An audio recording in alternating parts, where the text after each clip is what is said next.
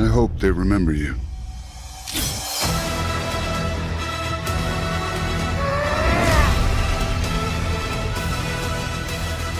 Biliyorsunuz ki Avengers Infinity War ile ilgili 3 tane video çektim ve bu videolarda genel olarak filmin genel akışından ve duygularımdan bahsettim. Yarınsa bana filmle ilgili sormuş olduğunuz soruları yanıtlayacağım bir video çekeceğim. Bugün de filmde o kadar çok gönderme vardı ki bunlardan bahsetmek istedim. Hemen başlayalım.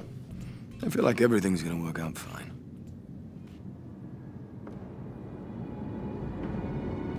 Filme direkt olarak Thanos'un Asgard gemisine saldırmasıyla başladık biliyorsunuz. Ve burada Thanos ikinci sonsuzluk taşına kavuşmuş oldu. Galaksinin koruyucuları güç taşını Zendar gezegenine teslim etmişti. Ve Thanos Nova birliğini yenip Zendar'da kıyma yol açarak güç taşını çoktan ele geçirmiş. Marvel'ın önümüzdeki sene Nova filmi çekmek gibi bir planı var. Ve büyük ihtimalle Thanos'un bu gezegene saldırmasını bu filmde göreceğiz. Ve bu hikaye Nova karakteri için bir orijin hikayesi olmuş olacak. I have an army. We have a Hulk. Biliyorsunuz ki Loki'nin bizde de Hulk var demesi ilk Avengers filmine bir göndermeydi.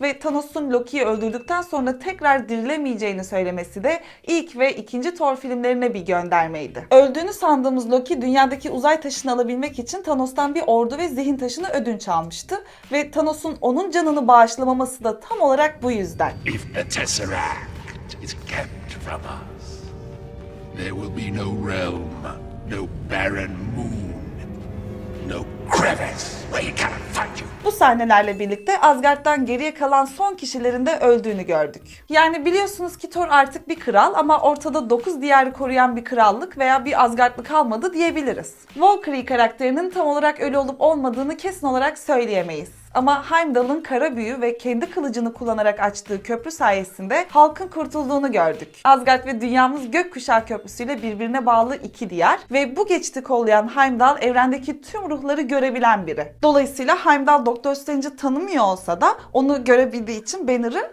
ona gönderdi. Ayrıca Doktor Strange'in daha önce Thor'un Odin'i bulmasına yardımcı olan kişi olduğunu da biliyordur. Bu arada Heimdall'ın Asgard'daki Bifrost olmadan dünyaya bir köprü açabilmesi Asgard'ın sadece bir yer olmadığını kanıtlıyor. Asgard is not a place.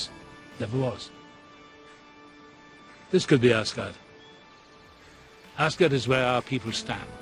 Bruce Banner'ın Doktor Strange'in mabedine düşüp onu uyarması tamamen çizgi romandan alınmış ama burada Doktor Strange ve Wong'u uyaran kişi Silver Surfer'dı. Bu filmin ilerleyişi çoğunlukla Sonsuzluk Eldiveni çizgi romanından ve Infinity çizgi romanından alınma ve bu hikayede Doktor Strange Aidan Warlock'la ruhsal boyutta tanışıp bütün planları tamamen onun yapmasına izin veriyordu. Filmde de Doktor 14 milyon alternatif geleceğe gittiğinde bir kurtarıcının bu savaşa son vereceğini görmüş olabilir. Ve bu kişilerin kim olduğu ile ilgili daha sonra daha ayrıntılı bir şekilde konuşacağız. Thor ve galaksinin koruyucularının tanışması aslında direkt olarak çizgi romandan alınma bir sahne. Tabii orada uzayda süzülen Thor'u gemiye alan galaksinin koruyucuları asıl orijinal galaksinin koruyucularıydı. Onlar kim ya derseniz de galaksinin koruyucuları hakkında 5 bilmeyen adlı videomu izleyebilirsiniz.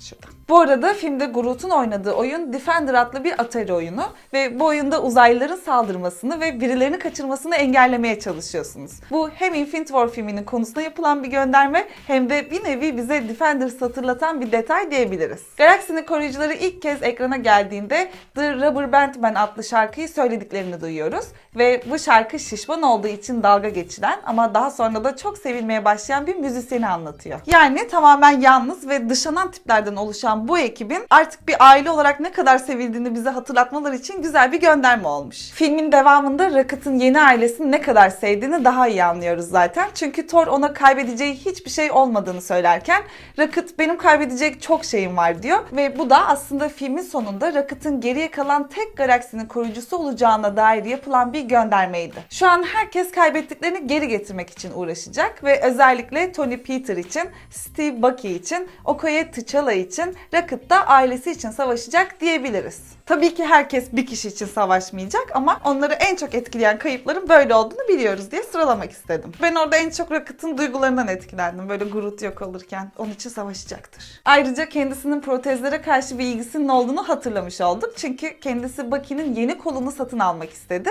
ve Thor'la olan az önceki diyaloğundan sonra Thor'a yeni bir göz hediye etti. Thor Ragnarok fragmanında Thor'un bir gözünü kaybetmiş olduğunu gizlemişlerken onu filmde tek gözlü bir şekilde bulmuştuk ve bu sefer de fragman fragmanlarda onu tek gözlü gördüğümüz bazı sahnelerde aslında göz bandı yerine takma göz taktığını öğrendik. Marvel artık iyice fragmanlar için ayrı kurgular yapmaya başladı ve farkındaysanız her fragmanlarda gösterdikleri şu sahne filmde yoktu. Yani bu ne kadar mantıklı bilmiyorum çünkü ben bütün film boyunca ister istemez o sahnenin geleceğini bekledim. Halk koşuyordu falan orada mesela. Bir de böyle birlikteler, böyle tam bir savaşma ruhunu verdiler ya fragmanda.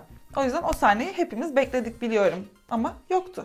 Clickbait. Gideyim de yorumlara yazayım clickbaitlendiniz. Bu arada Thor yeni çekici Stormbreaker'a kavuştu. Bu çekişle ilgili bir video yaptım biliyorsunuz. Çizgi romanlarda bu çekicin aslında Beta Ray Bill'in çekici olduğundan bahsetmiştim. Ama buradaki asıl önemli detay bu çekicin tıpkı Heimdall'ın kılıcı gibi dünyaya bir köprü açabildiğini öğrendik. Böylelikle 9 diyarın koruyucusu olan Thor Wakanda'ya gelebildi ve onun güçlerini bu şekilde görebilmiş olduk. Sonsuzluk taşlarının gücünü hiçe saymış olduğunu da gördük. Bu şekilde de Thor'u o kadar güçlü yaptılar ki bir sonraki filmde hiçbir mazeretini duymak istemiyorum ben artık. Ayrıca tıpkı çizgi romandaki gibi Stormbreaker'ı yapan kişi yine Mjolnir'i yapan Eitri karakteriydi. Ve Thanos'un eldiveninin de yine onun tarafından yapıldığını öğrenmiş olduk. Dünyaya dönersek Vision ve Wanda'nın her şeyi bırakıp kaçmak istediğini öğrenmemiz de aslında ikisinin 12 sayılık maceralarını anlatan çizgi romanlara yapılan bir göndermeydi. Vision'ın ölümü de Thanos'un onu çizgi romanda parçalamasına fazlasıyla benziyordu ve daha sonra Vision'ın rengini solmuş bir şekilde görmemizde de yine çizgi romandaki solgun versiyonuna yaptıkları bir gönderme olmuş. Bu arada bu ölümlerden böyle üstünkörü bahsediyorum gibi olmasın çünkü önceki videolarda ne kadar üzgün oldum biliyorsunuz zaten. Buradaki amacım tüm bu göndermeleri bir şekilde anlatmak.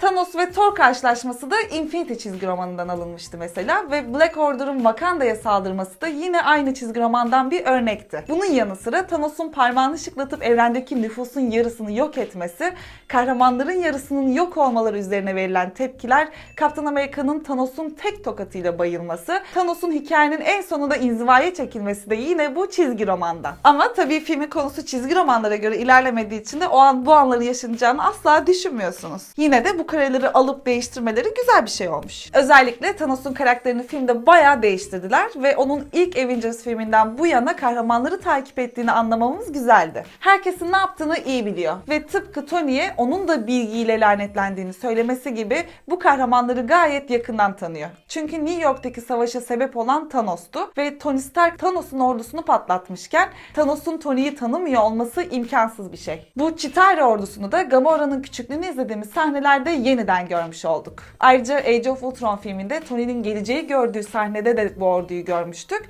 ve bu da her Avenger filminde bu orduyu kesin gördüğümüz anlamına geliyor. Belki de 4. Avengers filminde de bu gemileri tekrar görebiliriz. Çünkü sanırım aynı efektleri kullandıkları için daha ucuz oluyor. Filmde Thanos'un parmağını şıklattıktan sonra küçük Gamora ile tekrar buluştuğunu gördük ve bu an belki de ruh dünyasında geçiyor olabilir. Ruh taşının ruhları hapsetme gibi bir özelliği var ve bu Gamora'nın ruhunun da taşın içinde olduğunu gösteriyor olabilir. Ama bunu Adam Warlock'la tanıştığımızda anlayacağız.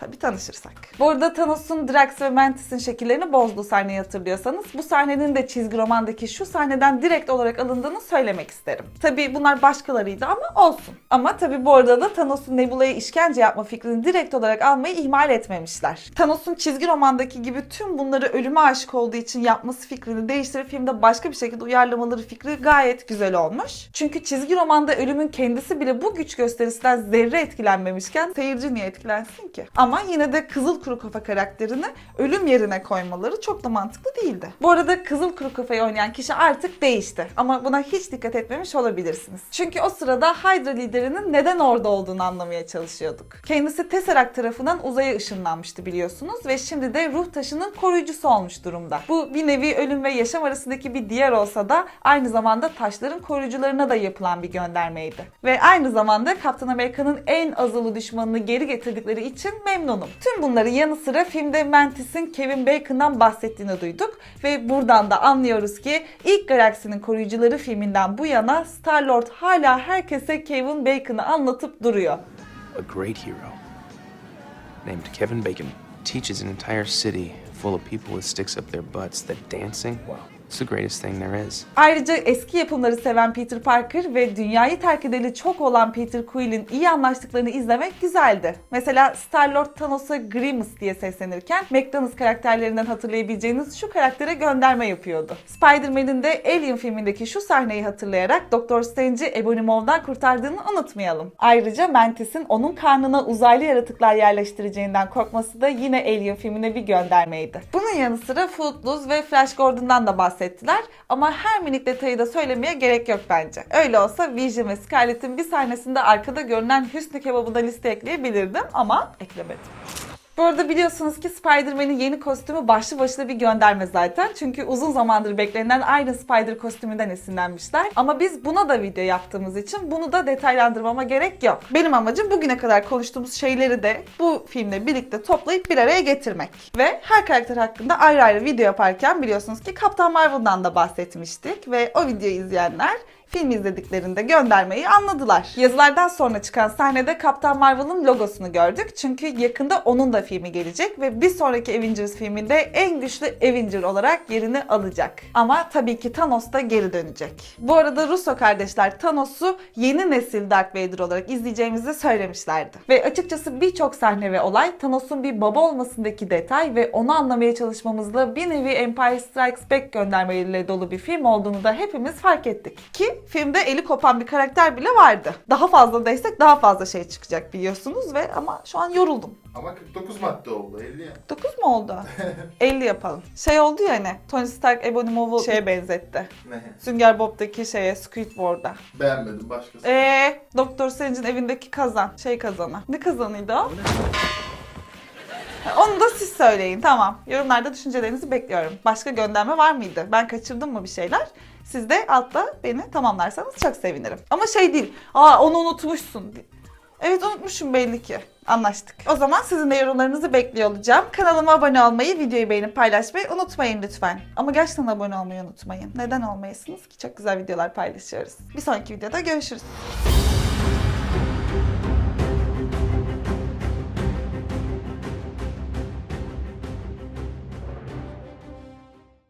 Başka ne diyebilirim ki Anılcığım? Hayat sevince, güzel. Bak gene şımardın. Ama ben de eğlenmek istiyorum.